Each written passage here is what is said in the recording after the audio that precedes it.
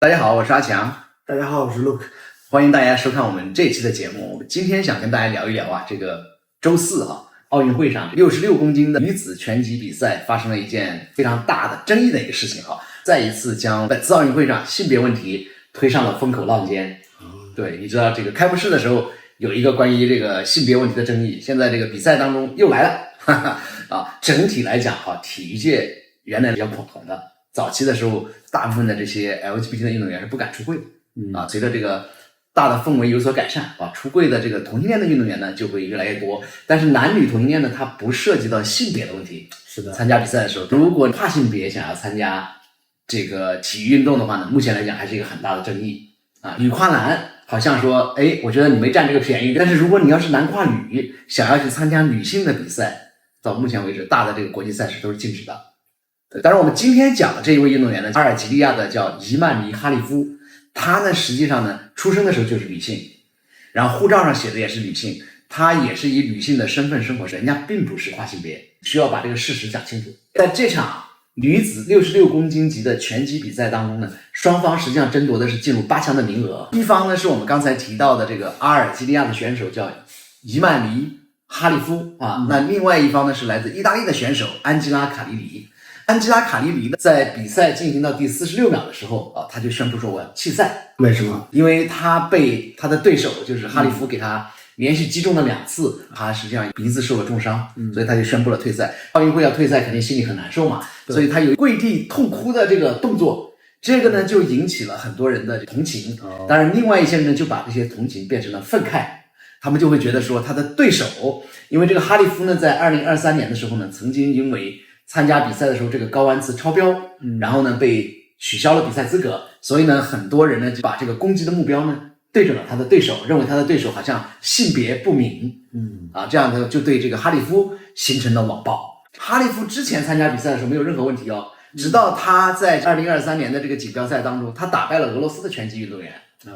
所以呢你知道国际拳击协会是有俄罗斯人控制的这个人叫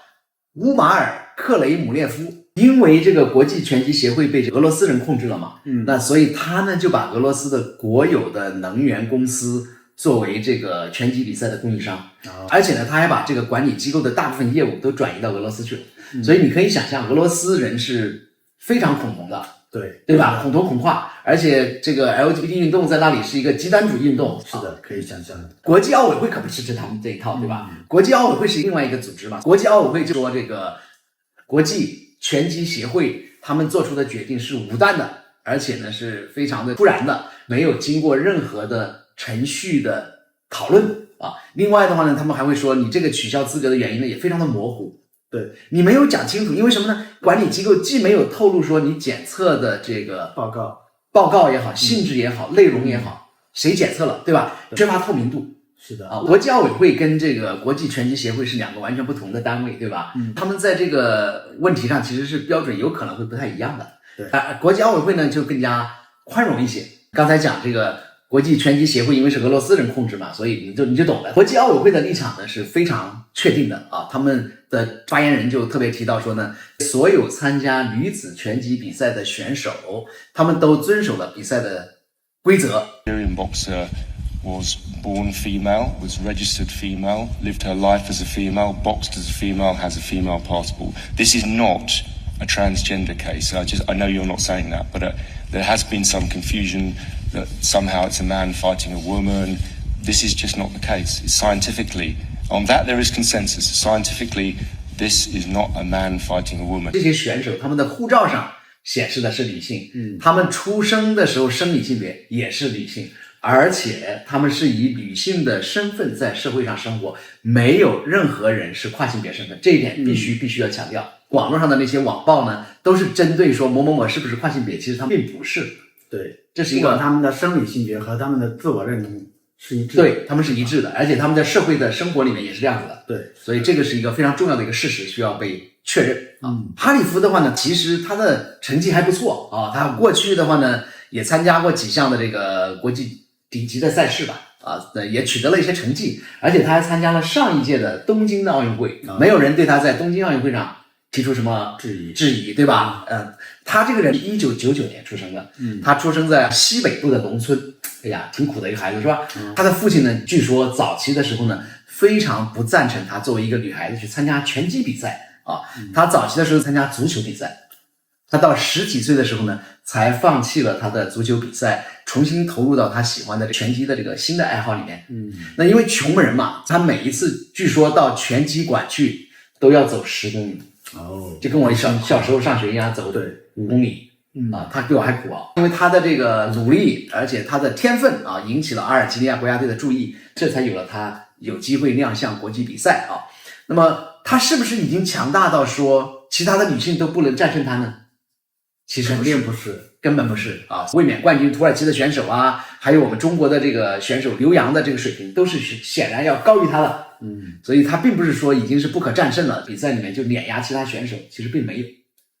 但是呢，因为这位意大利的选手退赛之后呢，引起的争议啊，持续不断啊。你知道那个叫杰克罗琳是写这个哈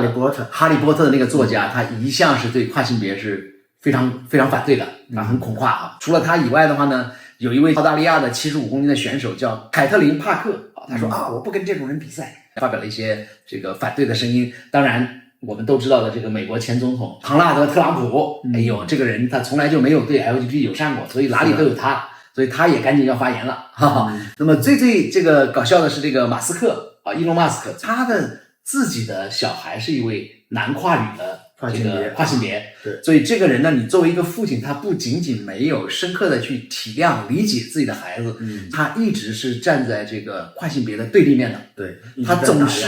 发表一些恐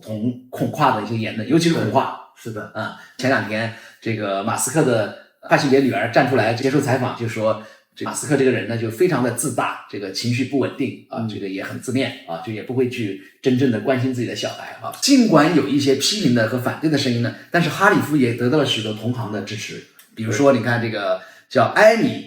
布罗德豪斯特啊，这位呢是爱尔兰的这个选手，而且也是非常出色的一位选手啊。他曾经打败过哈里夫，他说：“我觉得哈里夫这个人没有做任何的欺骗的事情。”刚才也讲了，人家出生就是女性，一直以女性生活，他又不是跨性别，他又没有欺骗你，对，对他来讲也是不公平的。那么意大利这位选手退赛之后啊，他引起的这个争议，让哈里夫遭受了大量的辱骂，可以说是对他造成了网暴，很多人都在骂他。这个对哈里夫来讲其实是非常不公平的，对，而且他的隐私啊，他的安全呐，都产生了影响。对，在他的家乡阿尔及利亚，如果是一位跨性别，或者是如果是一位同性恋的话，还是违法的。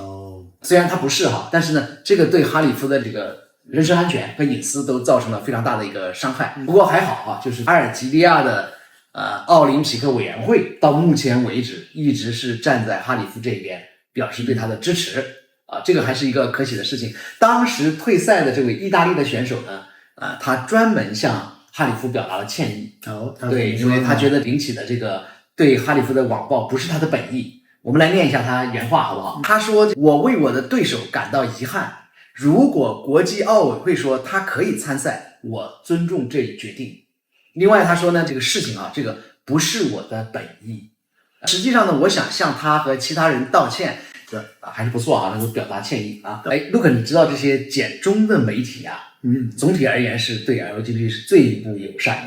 的他们很多人不仅恐同，那恐跨就更厉害了。然后我有关注几个大 V 他们根本没有做任何的这个事实的确认，他们就默认这位哈里夫呢是一位跨性别男跨女，去参加了女子的拳击比赛，所以呢就在那里